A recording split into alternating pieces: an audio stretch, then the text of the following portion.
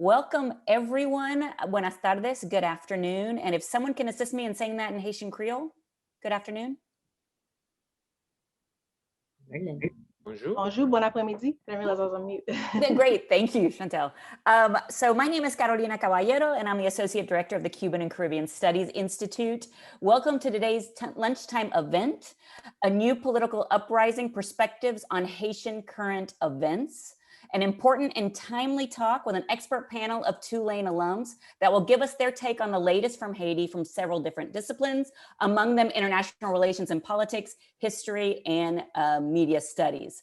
So we have a moderator today that I'm going to introduce, Dr. Rosanne Adderley from the Department of History here at Tulane University. Dr. Adderley specializes in the history of the African diaspora, the Atlantic slave trade, Black enslavement in the Americas, and Caribbean and African American history. Although the bulk of her research has concerned British slave trade suppression and the Africans affected by it, because of the nature of the 19th century Atlantic slave trade, her work has various transnational components across multiple colonial and geographic boundaries. Her current book project, entitled Practicing Emancipation, Slave Ship Survivors, Atlantic Abolition, and the Everyday Politics of Freedom, focuses on the earliest Africans rescued from illegally operating slave ships and resettled by British colonial authorities between 1807 and 1819. Professor Adderley is broadly interested in public history projects related to Black enslavement and its legacies around the Americas, with a focus on how high quality projects of this nature can influence visionary public policies and strong community culture in the present. In terms of service, Professor Adderley practices what she preaches. From 2013 to 2020, she was the administrative director for the Africana Studies program at Tulane, and she currently serves as one of 2 Tulane representatives on the board of the Amistad Research Center. And so before I pass the mic or the word to Professor Adderley, please feel free. We will have time for question and answer at the end. You are welcome, as our panelists are speaking, to put your questions in the chat, but you can also save them until the end. And thank you very much. Go ahead, Professor Adderley. Thank you, Carolina, for that generous introduction. Welcome, everyone. I will take a point of personal privilege. I'm super excited to see a couple of faces from the University of the Bahamas and also my sister present. I will say that I often share Stone Center events with people in the Bahamas, which is my country of origin, and they were super excited to see a panel of regional experts who all come out from outside of North America for today. And that likewise excites me. These are all Tulane alums who I've encountered in various ways. I will do much briefer introductions for everyone and give you all a sense of how we're gonna proceed. For today, your panel then is in, I think, order of presentation. Dr. Sharon Roberts holds a PhD in Latin American and Caribbean Studies from the Stone Center. Her own, here at Tulane, her own specialization is on media coverage of Haiti, both within Haiti and outside of it. But she's particularly concerned broadly within the global media presentation of marginalized regions, peoples, and subjects. And while her forthcoming book is on post-earthquake coverage by Radio Haiti and other radio journalists in Haiti, she also has an edited volume on, the most recent edited volume actually has to do with Disney princess culture and the way sort of gender and race is refracted through that. Jesús Ruiz is our most recent Tulane graduate, and I think last spring was our first Stone Center Zoom defense.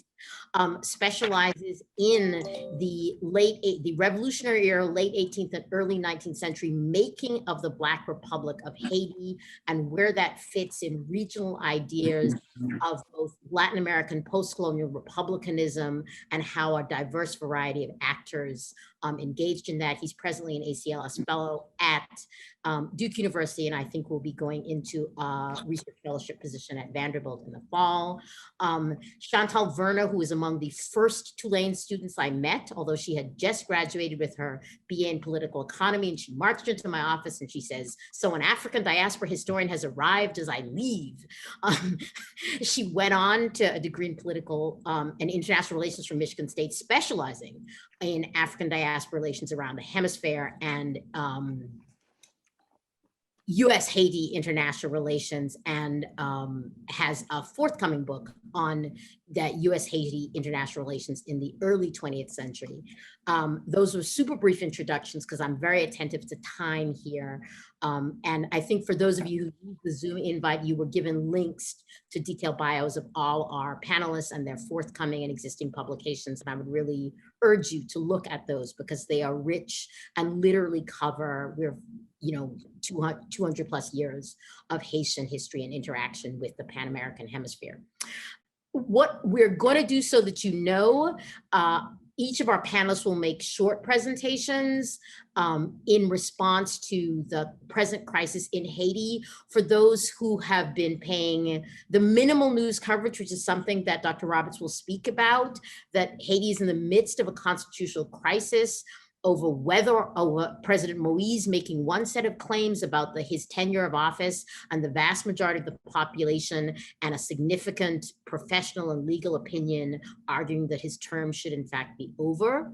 What we will do is that Dr. Roberts will give us a brief overview and an introduction to Haiti for those of you who are perhaps newer to Haitian studies, and then we will follow in roughly chronological order with Dr. Ruiz talking about, we often as a public culture and even in universities are well aware that enslaved Haitians created the first truly free republic in this hemisphere, and that is symbolic and meaningful both to Haitians and to the modern world. And part of the reason for our attention to what happens with Haiti's democracy and Haitian society has to do with that long history. We will follow with Dr. Verna, who will situate Haiti in a Pan-American and regional dialogue and development of a modern, or hoped for, modern sort of free regional discourse. And then we will return to Dr. Roberts for some coverage, for some conversation on the coverage and lack of coverage with what we know and how we understand Haiti.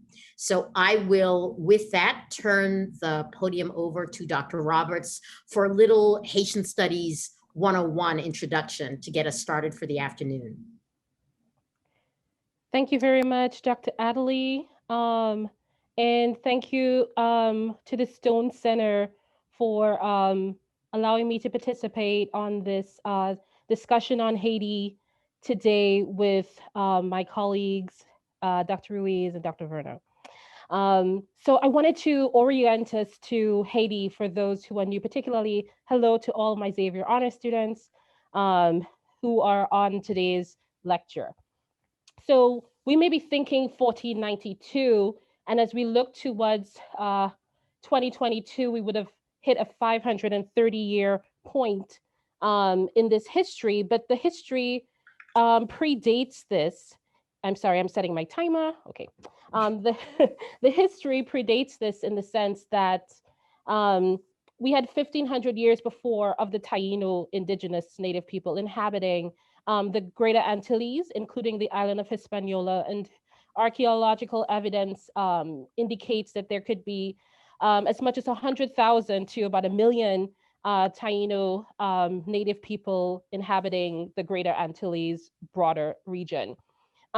But in understanding what Haiti is in this modern contextual sense, we mark 1492 not as an erasure of indigenous people, but as the beginning of the colonial experiment that results in what Haiti is and what Haiti is aspiring to undo and become.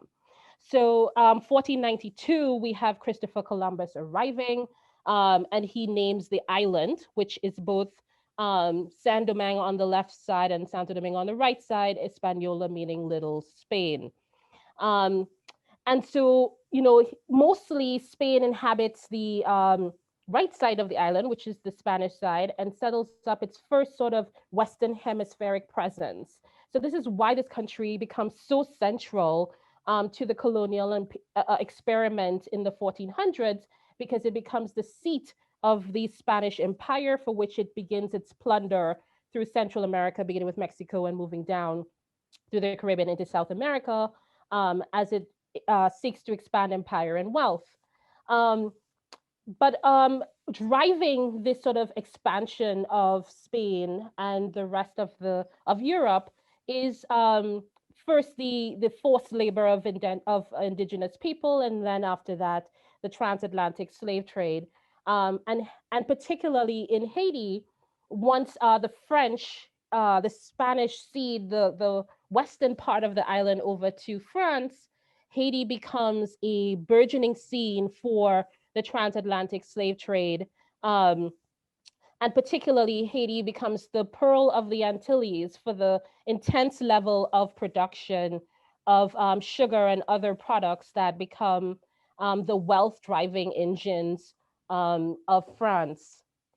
And all along through this, there has been resistance by enslaved people on this island that date all the way back to the early 1500s and the creation of maroon populations on the island, that culminates ultimately into the Haitian Revolution that begins in the north in Cap Français in 1791, and eventually the entire island and all groups and factions across the island become embroiled in the Haitian Revolution, which in 1801 led under Toussaint Louverture and culminates in 1804 under Jean-Jacques Dessalines, becomes the only successful slave revolt in the history of the Americas. It's an important moment for the entire Western Hemisphere. And in doing so, the Haitians are the only enslaved group to defeat French, Spanish, and British troops in quest for freedom and to decolonize their place.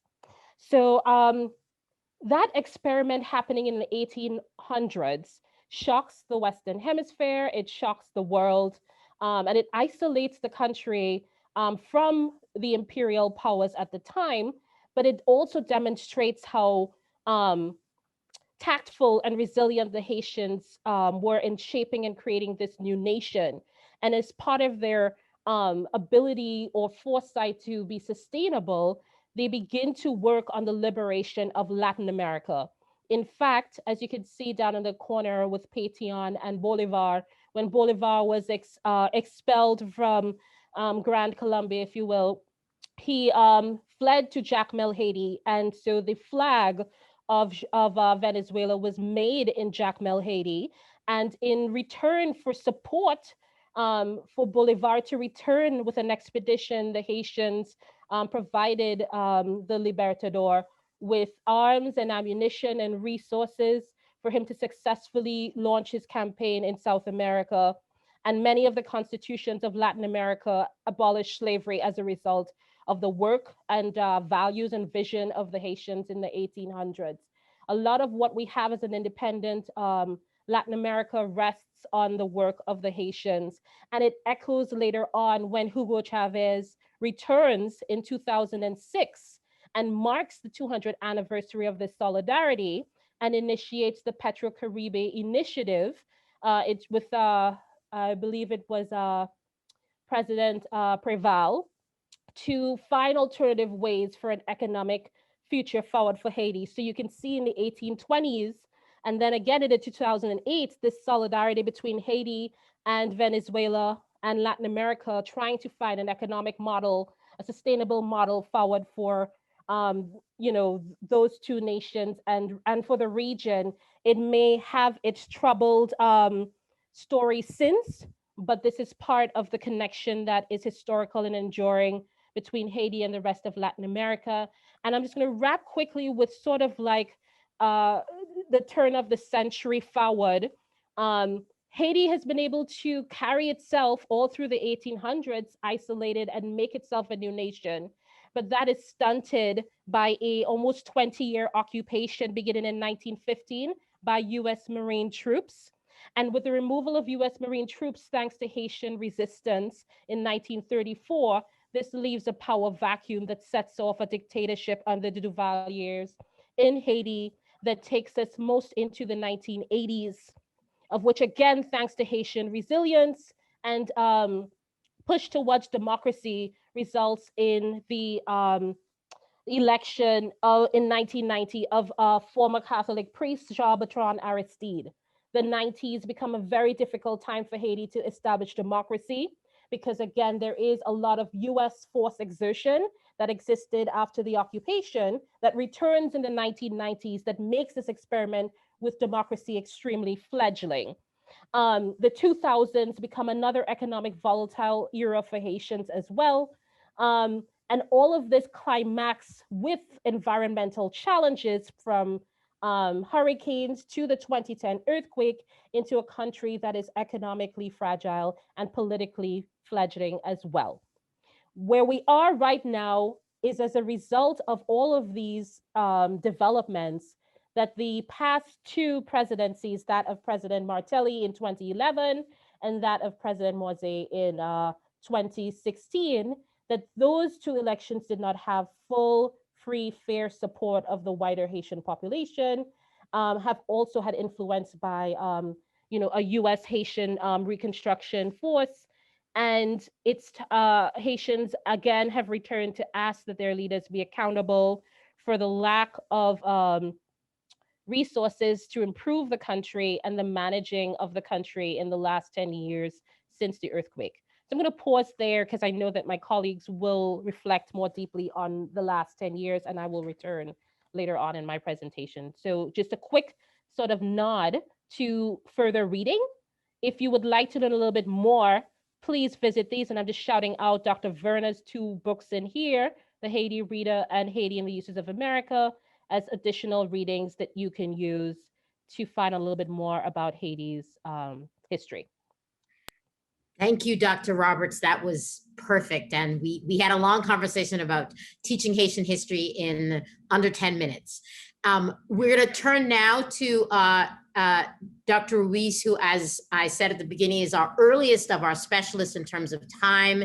His forthcoming book, I think most recently, is titled The Black Royalists, Haiti and a Politics of Freedom in the Atlantic World.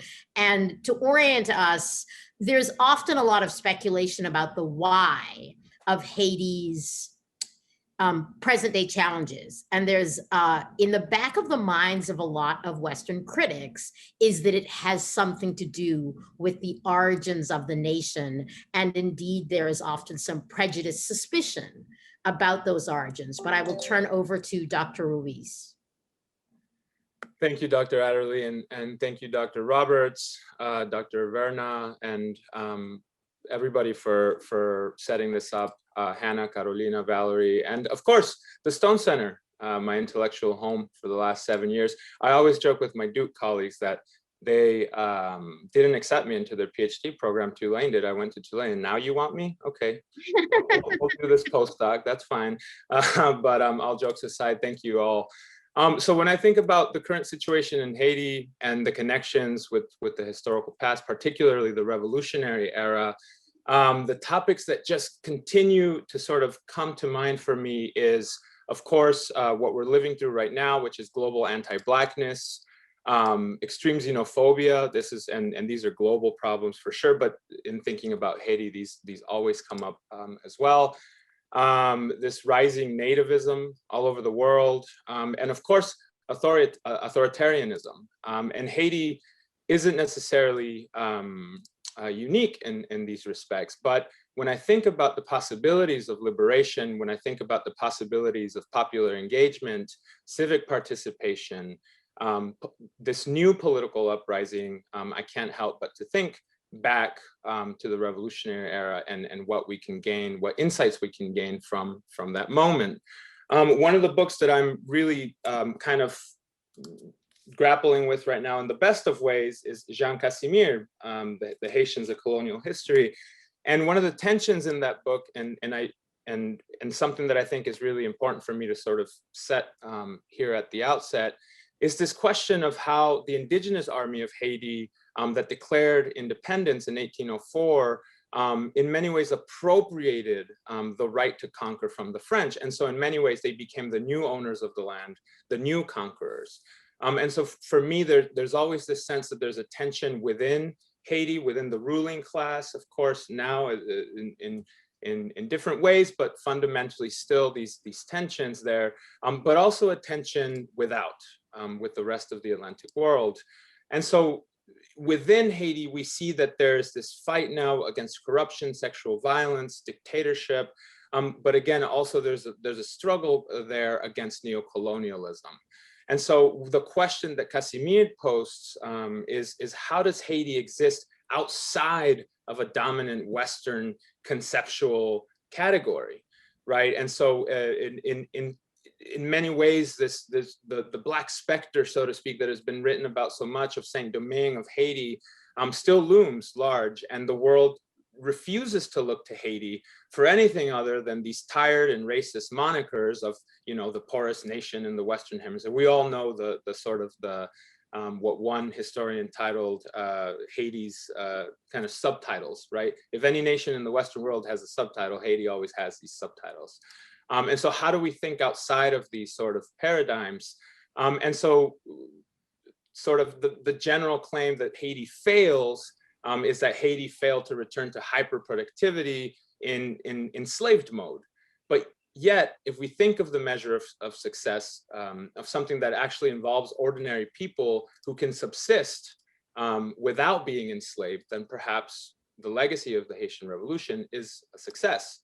And so during these last 2 decades, as a historian and as somebody who has worked with Haitian refugees firsthand, I can say that their fight, their current struggle is deeply rooted in this long history of liberation struggle and of a fight for sovereignty that dates back to the revolutionary era. Historian Julia Gaffield recently pointed out in a 2019 piece that Haitian pro-democracy movements had summoned the spirits of their forefathers, particularly of Jean-Jacques Dessalines, and we see that happening in the last few months as well. There is this invocation of the Haitian Revolution, of a sense of history, really, that the Haitian pro-democracy movements now have. And we needn't go so far as to just simply look at one of the opposition parties that's literally named Petit Dessalines, which is Little Dessalines. So why what about the historical relevance? What about a new royalist history toward this new idea of Black politics?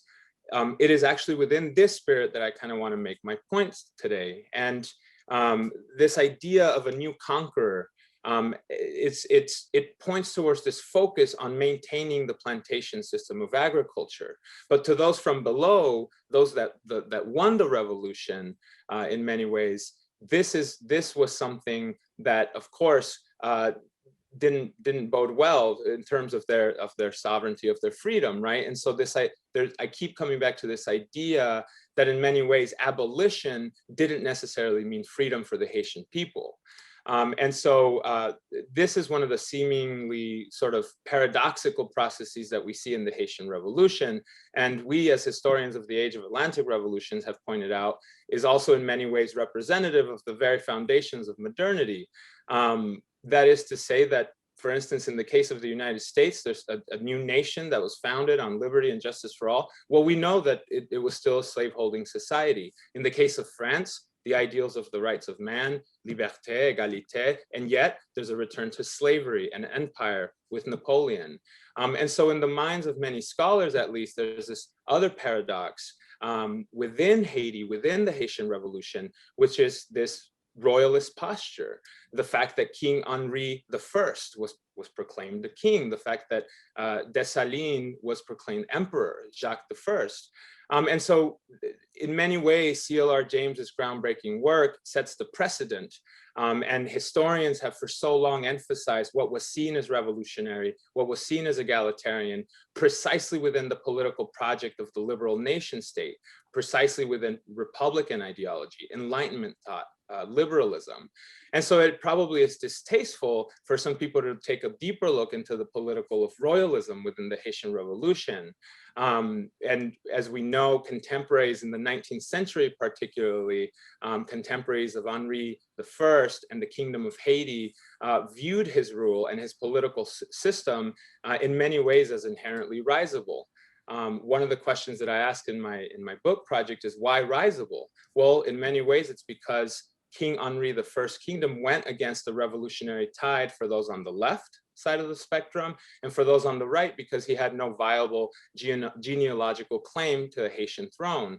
And so this is where I think my work sort of intervenes, is that I argue that we've misread royalism for a variety of reasons, that it wasn't simply a cynical takeover by self-serving leaders, but that indeed those from below, those that waged the revolution and won the revolution, if we think about the way that they understood politics and the way that they engaged politics, if we think about it through a Latin Americanist lens, or even a West and Central African lens, the Kingdom of the Congo, for instance, then their response and their engagement in a liberatory politics that still very much falls within these royalist or monarchical kind of modes of thought makes more sense.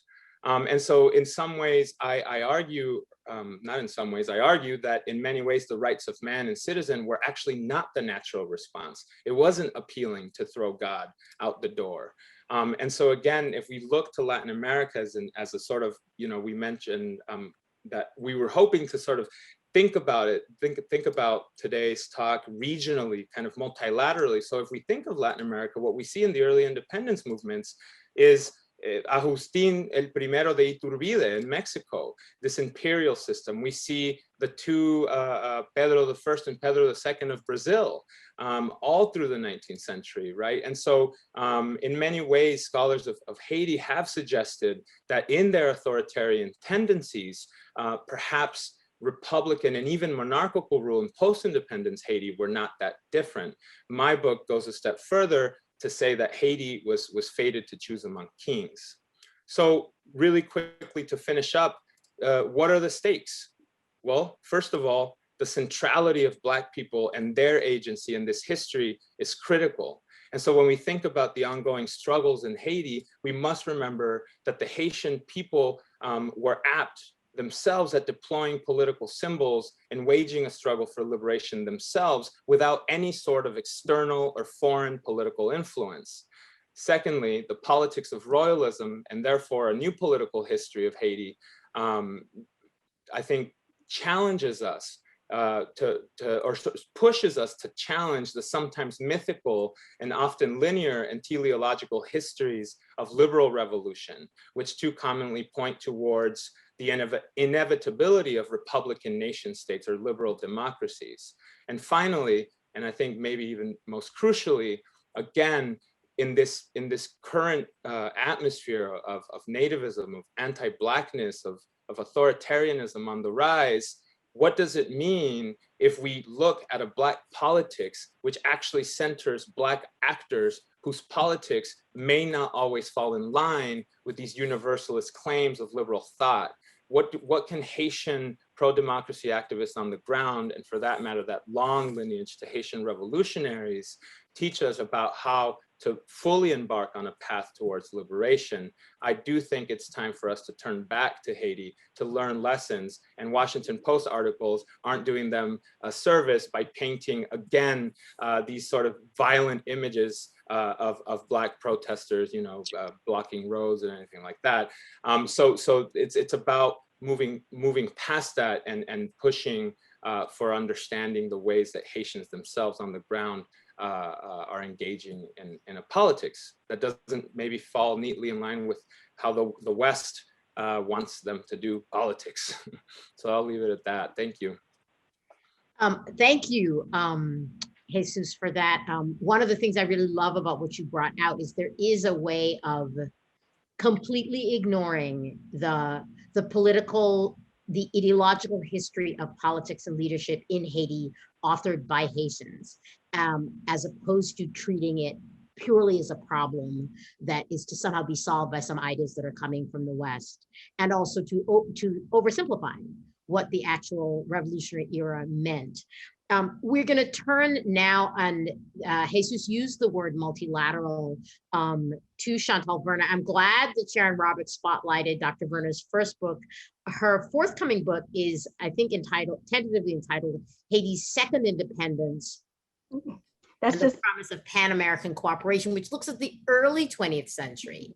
But Dr. Verna will try to situate for us some of the modern politics in a multilateral and regional sense, with that focus, and which to shed some light on perhaps some paths forward in the present crisis. Dr. Verna. Hi, thanks, Dr. Adderley.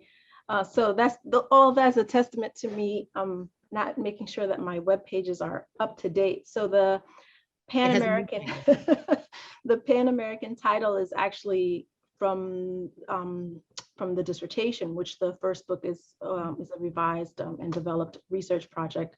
So Haiti and the Promise of the Pan-American is the core, right? Is the heart of that first book project. And I want to just maybe just frame two things. So in the beginning of my work, I'll even go back a little bit. Like really, the first book emerges from the study of Haitians who migrated to, of all places, Michigan.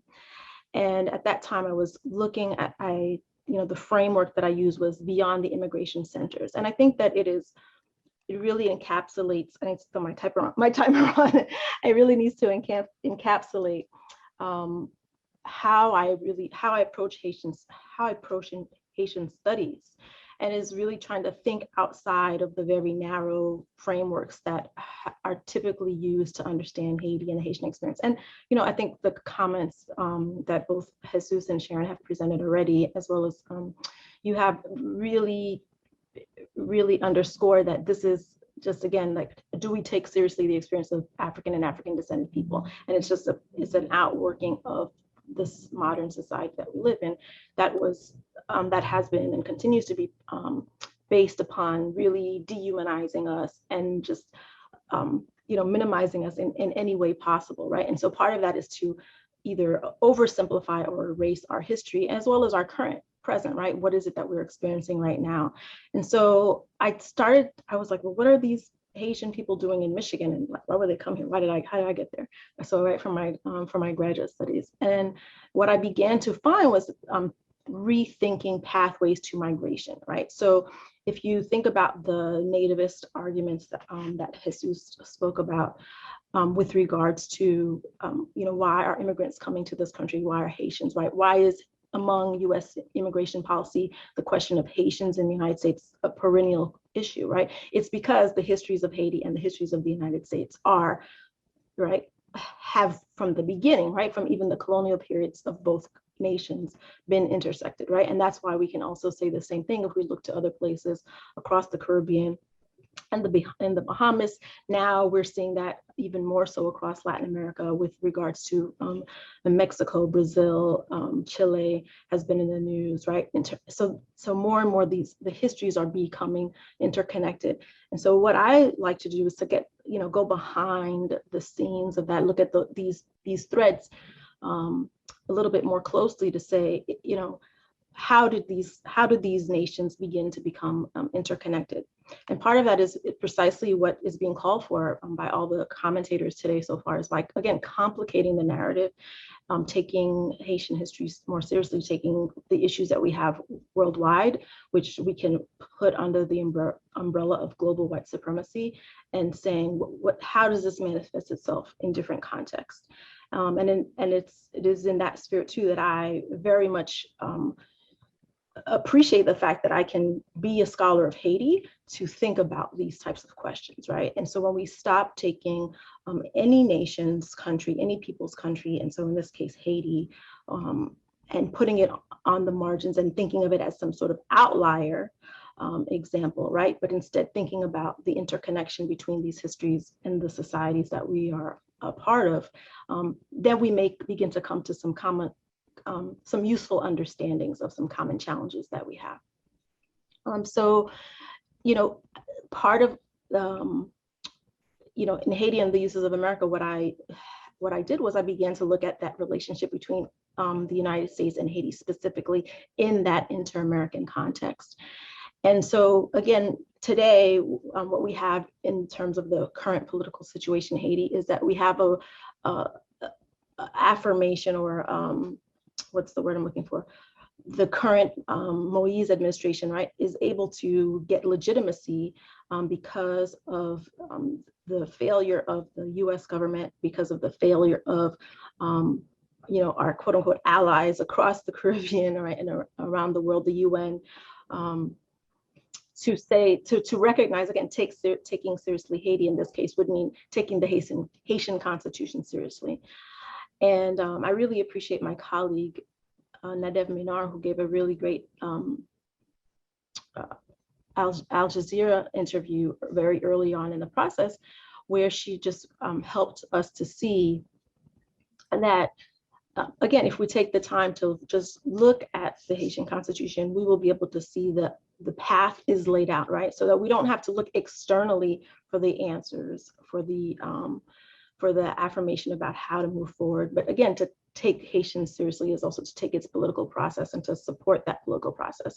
And as Dr. Roberts said at the beginning of this conversation, part of how we got into this quagmire in the first place is because of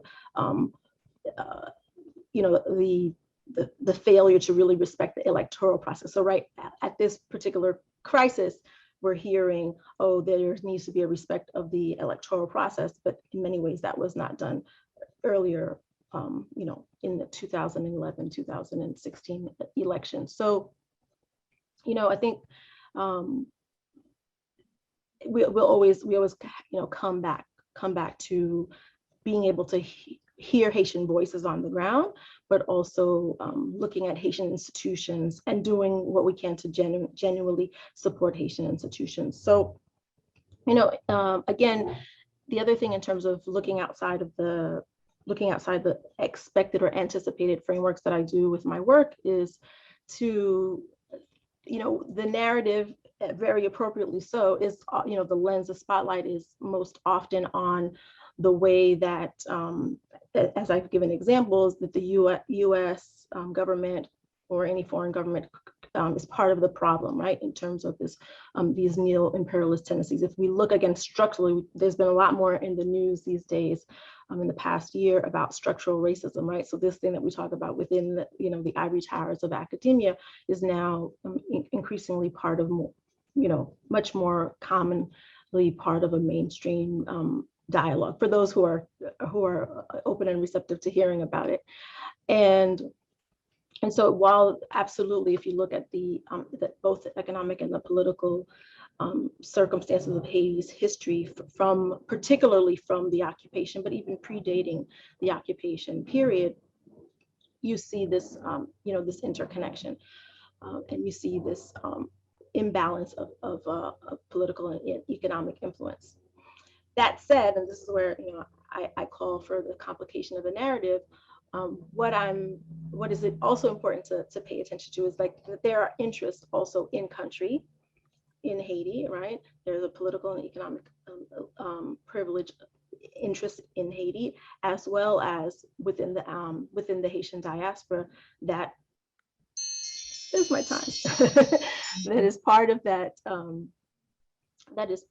That plays a role in lobbying for right. And that also gives legitimacy, right? That facilitates those types of imbalanced influences. And so, just as in any political challenge or a revolutionary process, what it is for us to do is to look to the types of connections that we do want to see, right? And to help to bolster. So looking for organizations, such as the Lumpy Fund, looking at organizations such as Focal on the Ground, who are doing things such as helping to build up civil society, doing things to support, for example, the arts and culture that provide people a venue for healing and expression, both political expression and healing. And so, although during the period of the occupation and then the post-occupation period, there were things that were problematic about Haiti-US ties, there were also ways of connecting, ways that people were connecting, that people were investing in because they were anticipating positive things for nation building. And so it is for us to do the same thing today, that while, Sharon will talk to us about the news, and what we hear may drown out the actual winds of change and dedication of people who are on the ground. And I would say from across political society, right? So also complicating what we understand when we think about a political, social, or economic elite in Haiti, and not to assume that because people are in one category that they may not be involved in part of a solution, right? So we can see that across societies.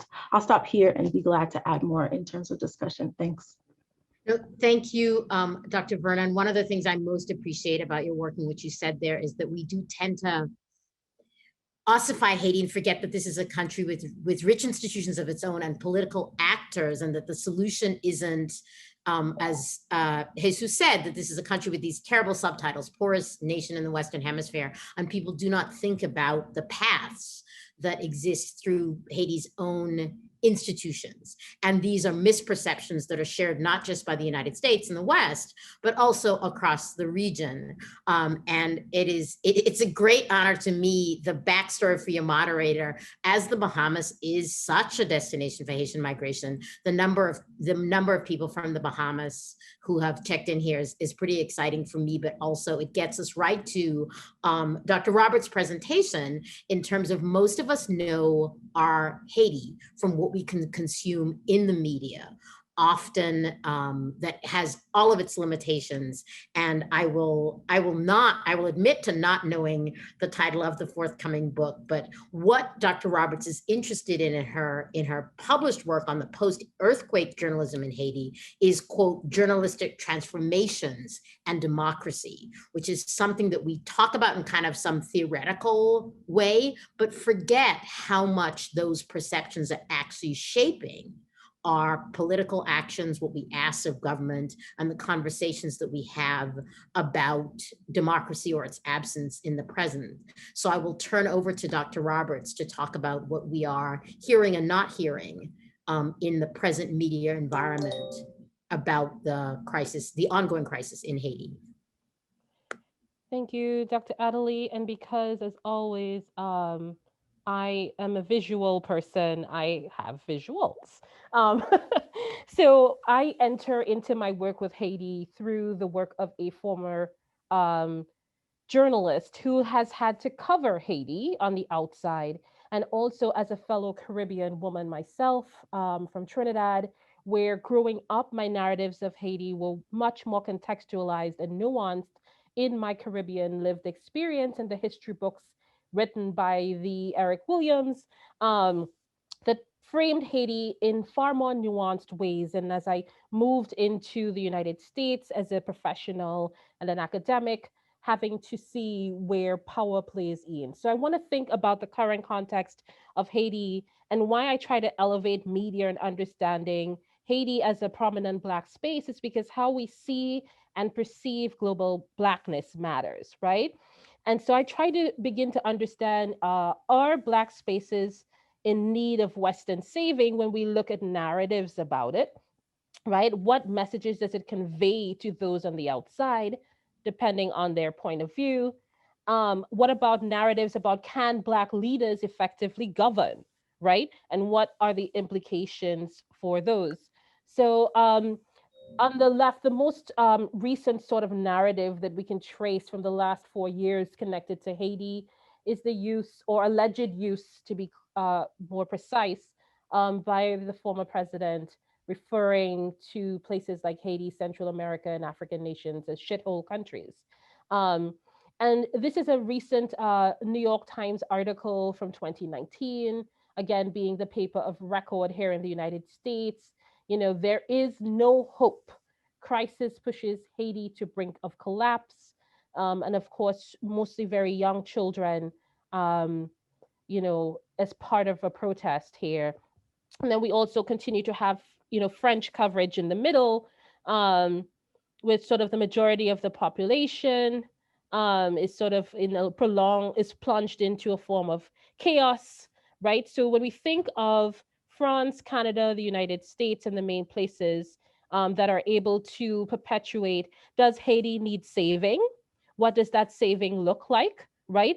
Or Western narratives of the last 3 years look like on your left side of my screen, right? And it's the reason why in February, President Biden also agreed that the current president in Haiti can use his extended deadline of governing by decree till 2022, whereas Haitians would rather that he respects his term, right, and steps down and hold elections, right? Again, because these same narratives in Western spaces or in powerful spaces allow those leaders to provide that safe cover, right, for Haitian leaders to continue to hold on to power as long as is needed without respecting the Constitution. But on the right, I want to begin to ask, how else can we find and identify Haitian voices? And the work that I'm working on, and the working title for the book is called Media Discourse in Haiti.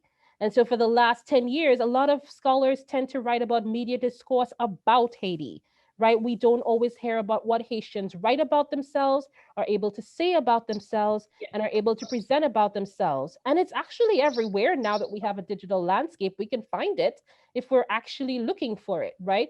So I propose an alternative. Here are Haitians protesting the Petro-Caribe corruption and misuse of funds over the last 8 years, from 2008 to 2018, right? That protest looks like a pretty peaceful Black Lives Matter protest to me on the top right, as opposed to the New York Times image on the right, which is sort of people burning down the place, or the, Agence France image in the middle, that's, the poor mothers and children. I'm not saying that there isn't always harm and violence involved in protests, but equally, there are scores of Haitians that peacefully participated in protests, asking their government, where is the $1.7 billion invested in Petro-Caribe that should have put the country back into some economic path?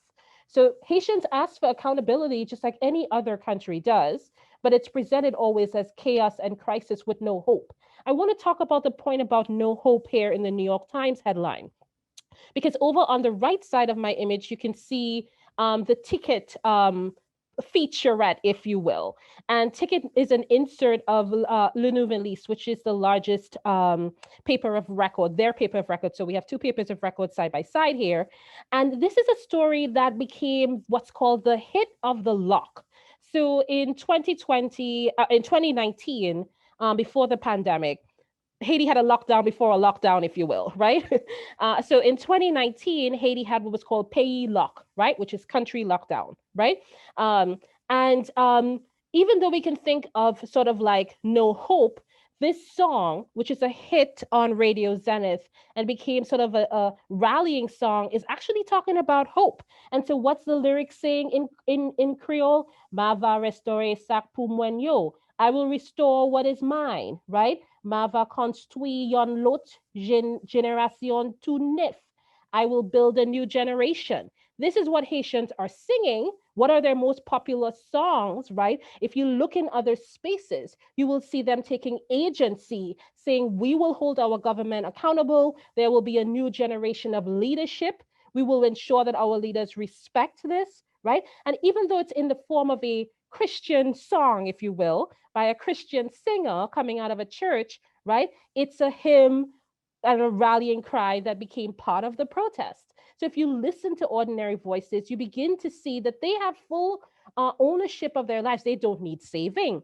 They do need the external powers that be to respect and uphold their existing legal and political frameworks, but they're fully capable of agitating and organizing for their own self-determination.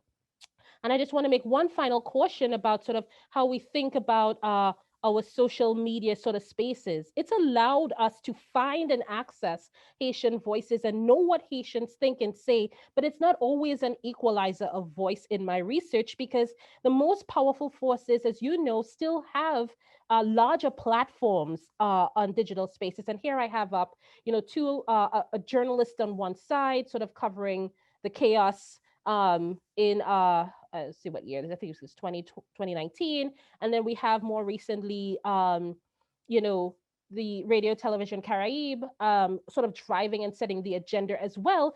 And people, ordinary Haitians, also have to hold their own media in Haiti accountable for the narratives that it portrays to the rest of the world. And if you start to peel back on some of those chats in Creole, you'll realize that they're also providing voice in the digital spaces, saying, yeah, I know this is happening, but you're not covering this, right? Local Haiti media.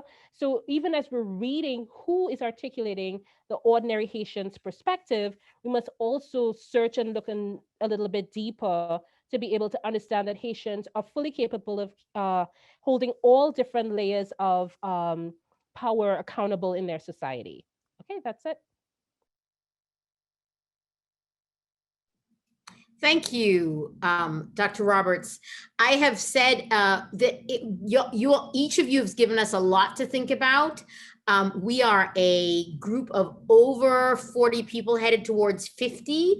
We will happily now take questions to the panel as a whole or to any panelists. If your Zoom permits you to raise your hand, I should be able to see that, or you can turn your video on and I can try to see you, although there are quite a lot of you. You can also, if you wish, post questions in the chat. I did have one question to I guess to start us off to the panel as a whole. This is very much a discourse about perception and misperception and which voices and which ideas are being ignored. I come to this, and we talked about this a little bit as a group before. I come to this as both an internationalist and a Pan-Americanist. And if any of you could comment on what role sort of regional leadership and regional organizations might play in better framing, better responding, better supporting the Haitian population in the course of this crisis, because it's rather the United States and much of the Western media makes it very easy to criticize them. And I wonder what we should be asking of, regional leadership or more global leadership in this moment. Yeah, definitely. I mean, I think historically, and Dr. Roberts started us off with the Pétion Bolivar example, which is often evoked, and I think appropriately so. Right, so all of these Pan-Americanism, internationalism, all of these things are ever present and continually tapped into because they represent ideals that we have about alliances and allegiances. And I think, like at any other point, the interest may, may get in the way, or does get in the way of those things. And so I think that those who study these more contemporary regional organizations will talk about the political negotiations, right? The cost of taking a particular political stance and what that may cost a different nation, right? We saw that just again, Dr. Ruiz can talk about it, more closely in terms of the revolution, right? And we begin to think about what were the stakes for people and how they responded to the independence of Haiti, right? It was because there would be a political cost for that particular stance. So I think, again, we've been talking about holding governments or government leaders in governance accountable. And so this is a tremendous opportunity to do that. But I think it will require a lot because, for as much rhetoric there is about respect and reverence for Haiti, its revolution, and what it represents in terms of Black freedom, there's deep disregard and dehumanization of the Haitian people and Haitian experience, and that unfortunately comes both internally and externally. So all we can do, I think, is from each of our respective little corners to continue to inform ourselves about the history, about the present, and to advocate from our respective arenas, because it is a multi-faceted challenge that we are living. And so it's going to require support from each of those angles.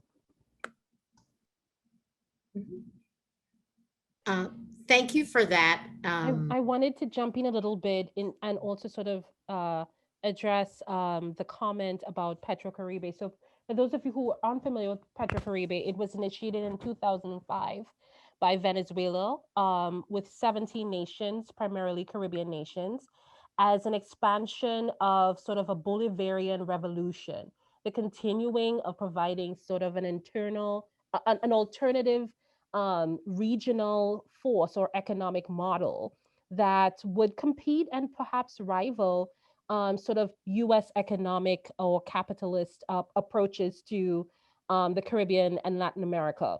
And so instead of sort of resources for foreign aid, Venezuela offered, low or subsidized energy to Caribbean nations in return for other resources that they can provide in return. So Cuba was one of the countries that participated in this, Haiti as well. What mainly crippled this is that eventually once oil and energy prices dropped, the rate of exchange for this made the project unsustainable. But the US also found other ways to, cripple this as a potential challenge to its economic relations with Caribbean and Latin American nations. It was also led by Hugo Chavez, who at the time was considered or positioned as an adversary in terms of his political philosophy in the region, right? And so, Maduro has also had his own challenges with Venezuela's economic collapse. The irony here that a couple of scholars have noted is that the United States has had sort of one approach to, Venezuelans in opposition to Maduro's continued political power in Venezuela, and a separate policy for Haitians. So Venezuelans who wish to flee Venezuela's economic crisis receive more favorable immigration treatment in the United States, whereas Haitians looking to flee economic instability in Haiti are returned, right? Through the temporary protective status. So even in both countries facing extended quasi-authoritarian and harsh economic situations, Haitians continue to have a different response compared to Venezuelans. So, Maduro not being able to sort of be in a space to articulate, we have sort of a vacuum right now from sort of the Chavez position to be able to articulate an alternative and to advocate for an alternative, because Maduro is in a very compromised position when it comes to US regional policy.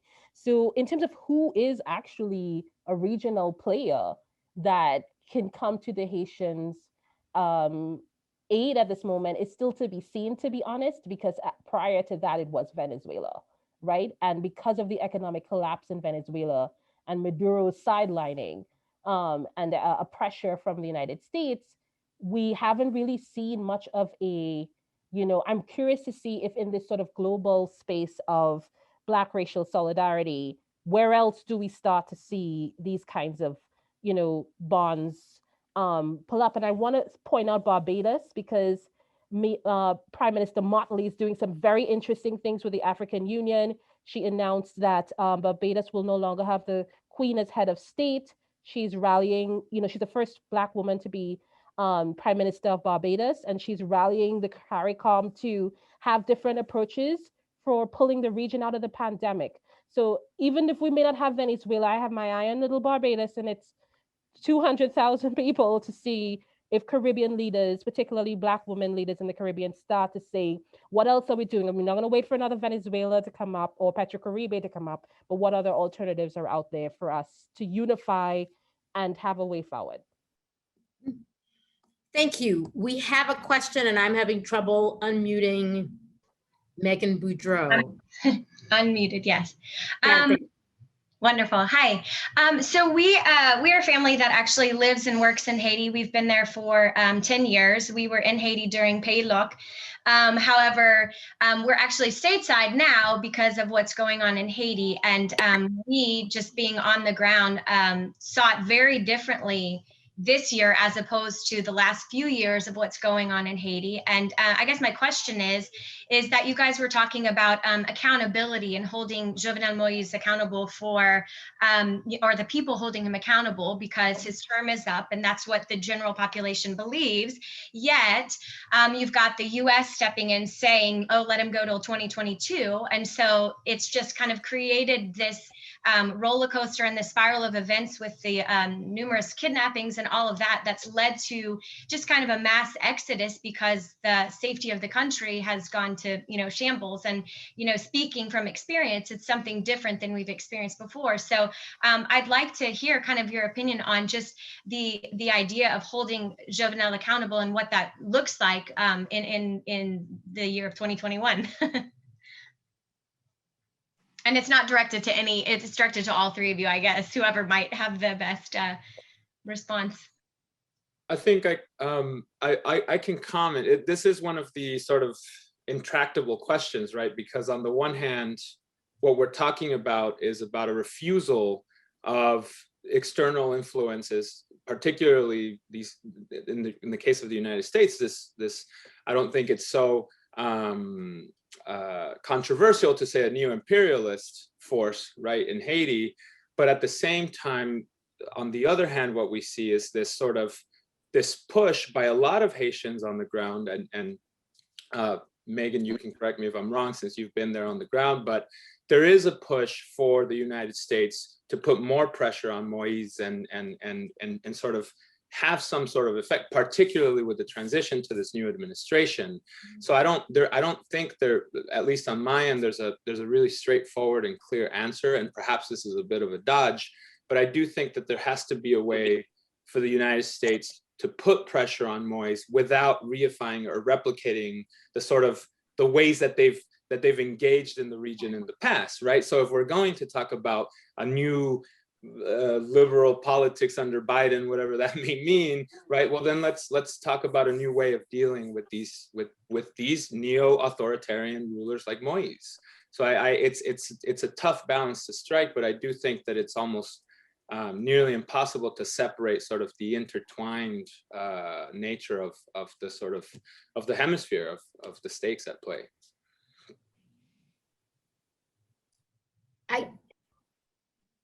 Go ahead, Chantal.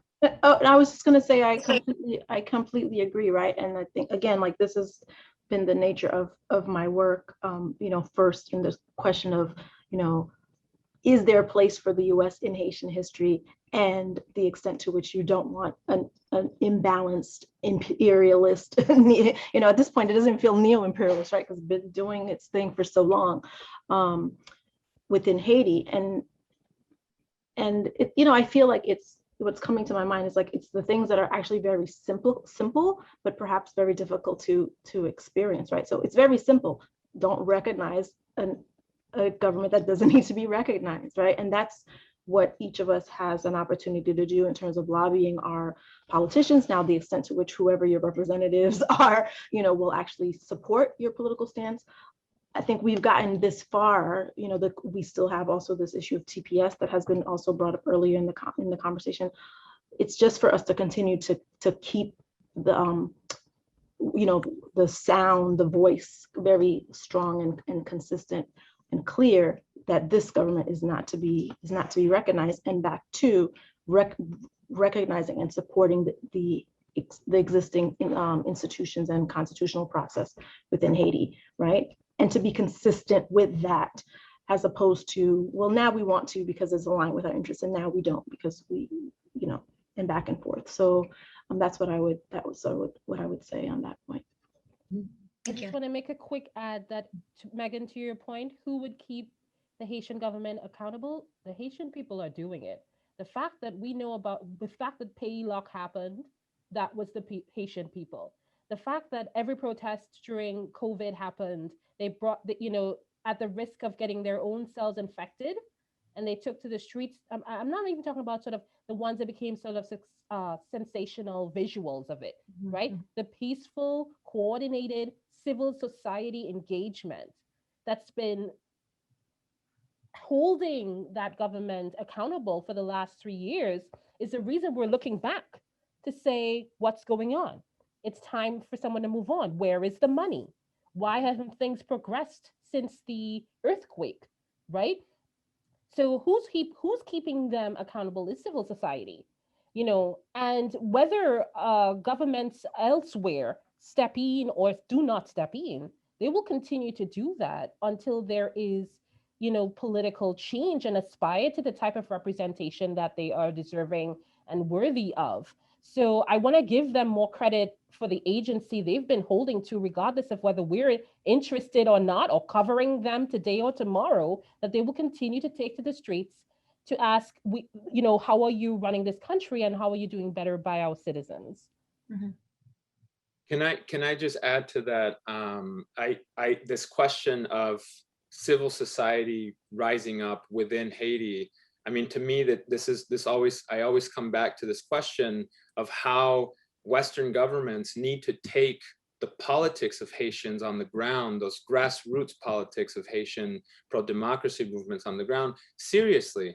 And as somebody who's worked outside of the academic circles with Haitian refugees, and for that matter, with refugees all over the hemisphere, I can tell you that ideology plays a major role. I mean, we've touched on it already, right? I mean, there's a way with which Venezuelan asylum seekers, because they're fleeing this sort of ostensibly communism or socialism of Maduro, whatever, that there's a way in which it's easier for asylum seekers from Venezuela to get the green light, to get asylum, to enter Florida and then in various other parts. Whereas if you have somebody from Port-au-Prince who claims to have been part of Petite Dessalines and part of the opposition on the ground, and someone who experienced real persecution at the hands of either state authorities or even non-state authorities, there's a way in which those claims aren't taken as seriously, and it's not just Haiti. It's claims from West Africa. So you do see this sort of, there's almost a combination of an ideological sort of basis upon which the US government is sort of giving more credence to certain political refugees, but also always intimately intertwined with the racial aspect of it, that migrants coming from various Western and Central African nations also have a more of a difficult time kind of staking some of those claims. So I did want to just make that comment. Great, thank you very much. Any other questions? We seem to have lost Professor Adderley. She fell out of the room. Any other questions or comments? I had a question, Sharon, Dr. Roberts. Could you tell us a little bit about some of the new media that's coming on the scene? And you began to talk a little bit about social media, and you featured, I think, something from Twitter. And so, I'm thinking about Clubhouse in particular, right, which also is an exclusive platform right now. It's just on iPhone. And just wondering what other new medias are coming up and how that can facilitate, organizing, mobilizing, so that people can begin to see common interest, right? And I think, because I think that's what, this is back to the question about, like, where does support from outside of Haiti come from? All right, so I think, first of all, if there's a request from inside for support, then it is to respond to that. And I have been for those who are on the ground, people are calling for, respect of the protests that are taking place. And I think about, again, the post 45 season of internationalism and alliances with the creation of the UN and these kind of things, and this whole wave of decolonization that takes place in the 20th century, right? That becomes really possible because of people recognizing shared interest, right? It's always about, different groups of people coming, and even, again, just back to the revolution in Haiti, right? It's when people have a shared common point of interest and they come together, then you have a critical mass that can then, from which we can actually see transformation. So I'm just curious about some of the new media that's on the scene and what you may be tuning into. what I find really interesting right now in terms of what's been driving a lot of the conversation is a lot of grassroots organizations directly modeling sort of journalistic approaches um, for capturing their movement and framing the movement that is sometimes often in juxtaposition to Haitian media.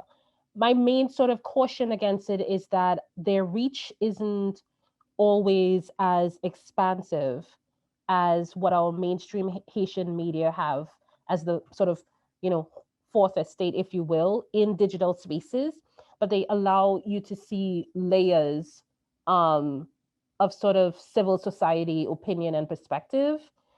And it also acts as an accountability measure to Haitian media organizations, which are, for to be quite frank, elite organizations, if you will. They have economic interests as well.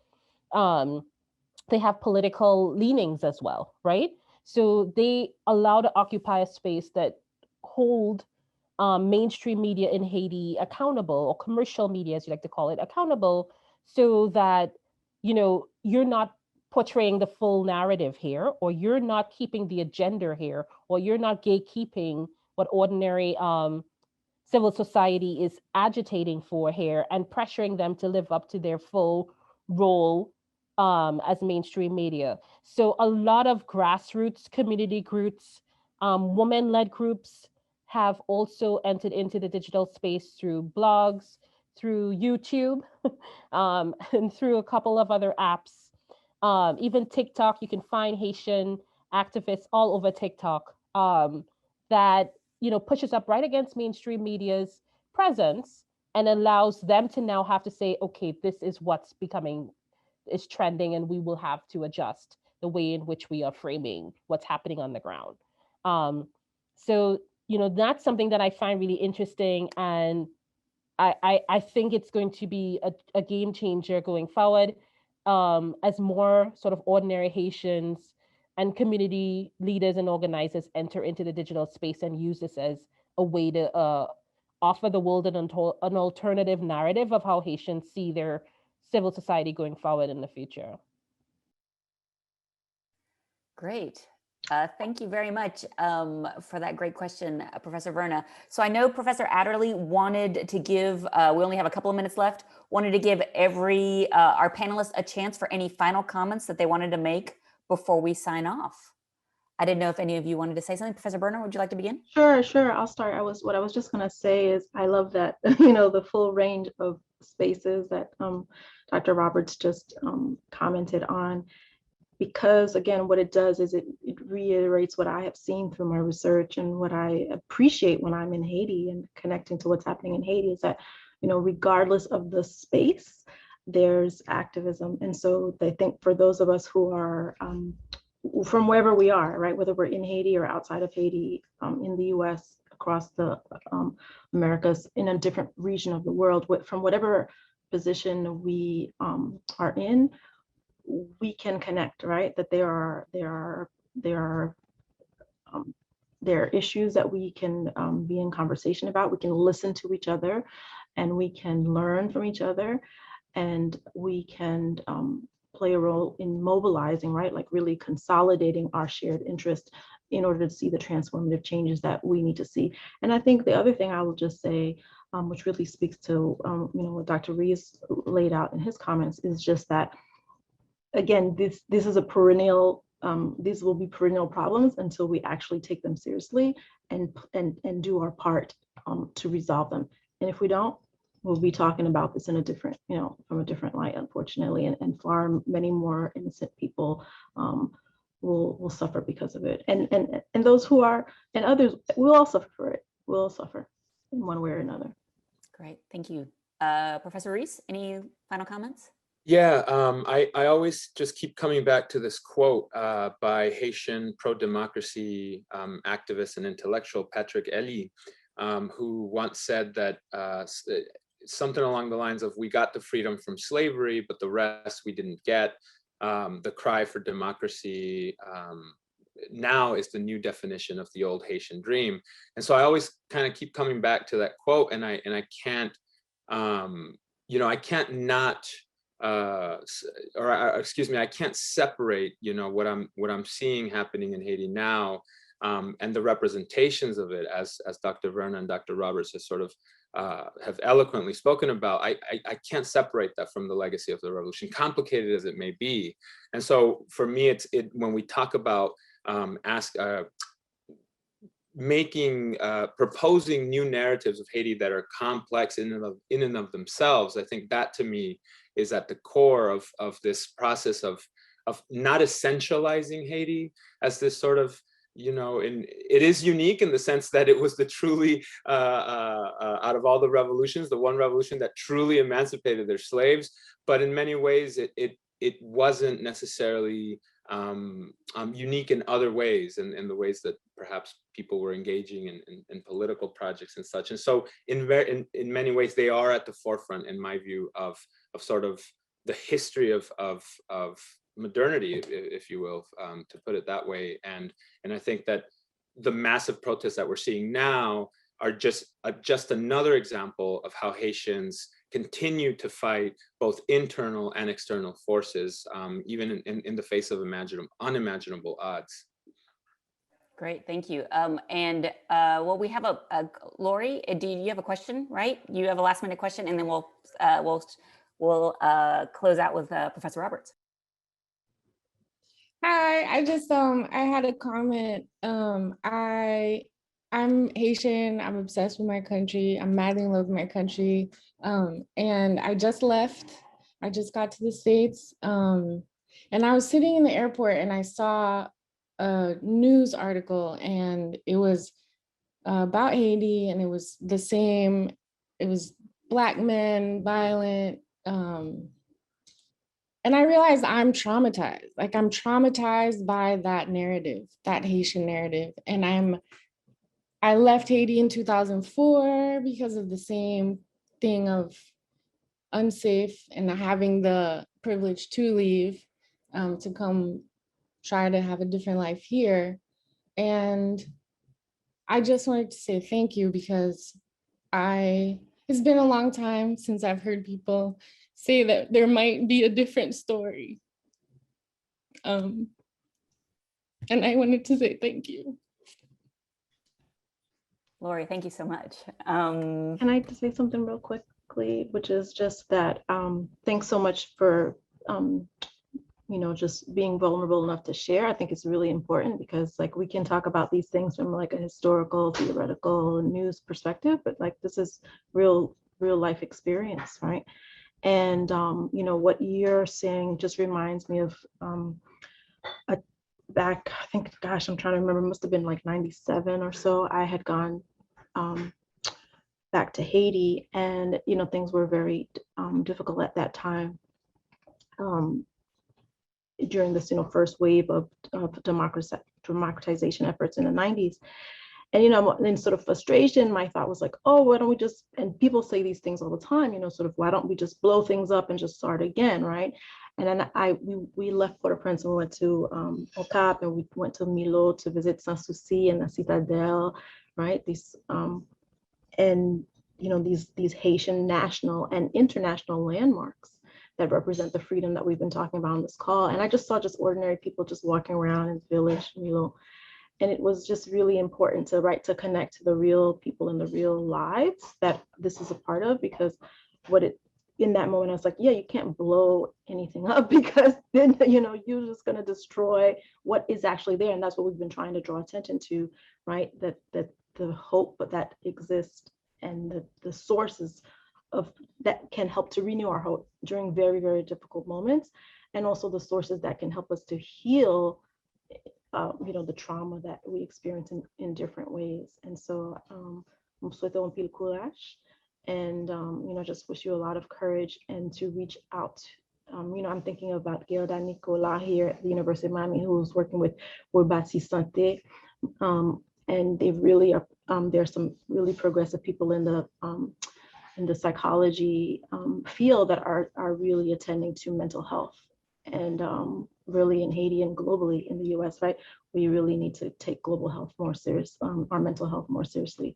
especially under such difficult circumstances. So thank you, and thanks for letting me share. I know we're running on time. And Professor Roberts, any final words? I just have two final comments. One shared to me by a good journalist friend of mine, Godson Pear, who said, if all the outsiders who continue to sort of become interfering forces in the country leave, Haitians will begin the work of doing what needs to be done in the country internally. And then the second point is that Haiti is not a place that is without hope. If we can actually peel back and see, even in this current time of challenge, how much life is still happening, you would realize that it is possible to make life and agitate for the life you want at the same time. And there's a lot of beauty that's going on, even in the push for new governance, right? And for the need to have better economic infrastructures. So no Haitian is hungry, no Haitian is uneducated, no Haitian doesn't have the ability to put a roof over their families' heads, right? So even in all of those challenges, if you look at Haitian TikTok right now, you would say, wait, I thought they're burning the place down. They just had soup jumu. They just had this going on. Carnival just passed. They're writing songs about COVID. They're taking care of one another. And if we can have more balance, we can understand that this is not a place that is not what, going to hell in a basket or a shithole country. This is a place where people are agitating for a place that they love and that they want to have as an equitable place for future generations. And that is, my heart, that people can see the true, full extent of who and what Haitians are and what they're fighting for. Wow, thank you so much. Thank you so much, Professor Roberts, Professor Verna, Professor Ruiz, for a wonderful panel. Thank you, everybody, for being here, and have a great day. Thank you so much.